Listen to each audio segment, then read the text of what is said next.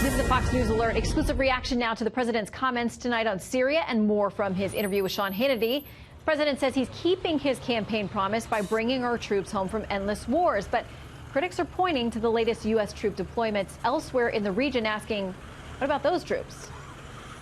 President Trump has sent 14,000 American troops to the region since May.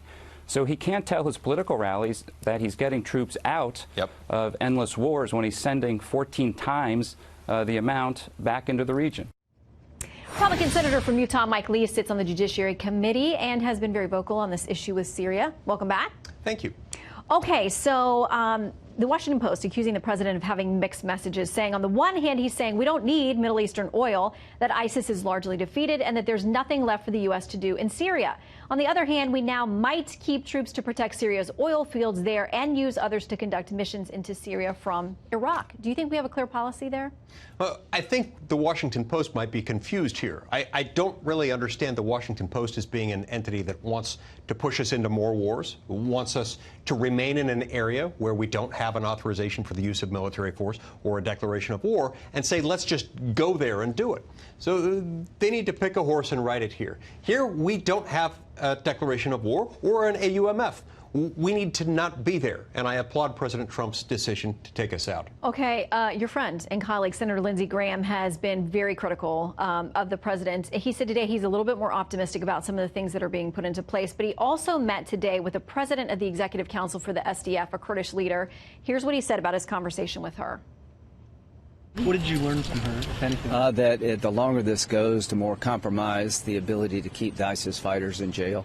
These prisons are kind of hanging by a thread, and we need to get this thing over with as soon as we can. And I blame Turkey for creating the chaos that may lead to the reemergence of ISIS. What was her message for President Trump? He says the message is help us.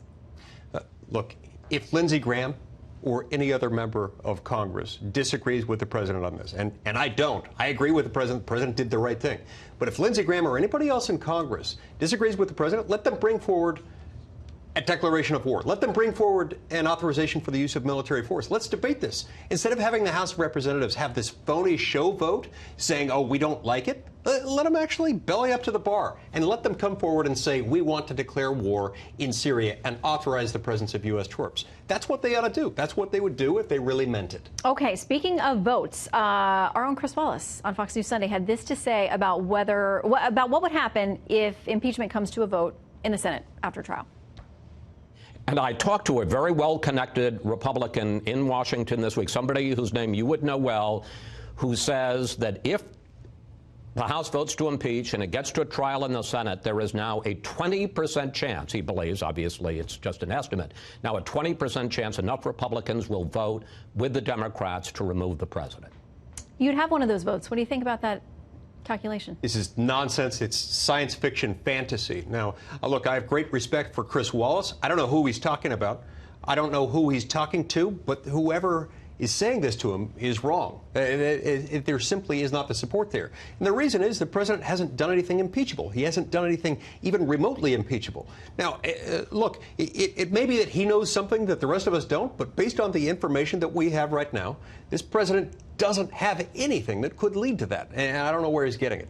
You have been very vocal on the issue of religious freedom. I want to play something from one of the 2020 contenders, former Congressman Beto O'Rourke, talking about taking away the tax-exempt status from religious groups who don't agree with him on the issue of same-sex marriage or other social issues. Here's what he said. Any one of us should be able to worship as we please, believe what we like. But the moment that any nonprofit organization in this country offers services in the public sphere, higher education is a great example, or a healthcare clinic or hospital, then they must follow the laws of this country, including the law that prohibits discrimination based on any difference. Quick reaction. It's one of the most terrifying sentences I've ever heard uttered by a politician. Every candidate for U.S. office needs to be asked whether they agree with that statement. If they do, I hope and expect that the American people would not vote for that person. It's wrong. I don't want to live in a world where the government is deciding which religious views the government disfavors. That's wrong, and it ought to terrify every one of us. Well, he's gotten pushback from some Democrats and Republicans alike, so we'll see what he has to say. I don't think he's going to change his position. Meantime, Senator, thank you for stopping in. Thank you. Good to see you.